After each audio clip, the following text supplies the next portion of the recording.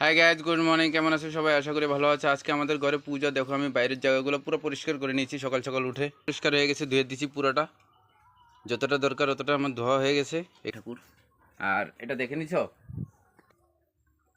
আগের বারের ঠাকুর। দেখো, এখন আমি যাচ্ছি জগরমুর গাছের পাতা আনার জন্য। ডালতে পাওয়া যায় কিন্তু আমি আনিনি। আমি বলছি যে আমাদের এখানে আছে, তো ওখান থেকে নিয়ে আসবো।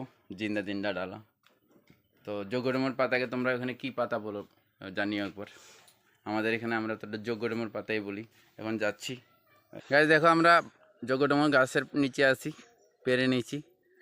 এই যে গাছটা দেখো, দেখো কত বড় গাছ। ওই যে একটা আছে, আর এই যে অনেকগুলো নিয়ে নিয়েছি। যতগুলো লাগবে লাগবে, লাগে তো অনেকগুলো যজ্ঞ করার সময়।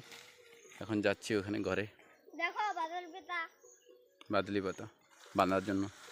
চলে এসেছি আমরা ঘরে। এখন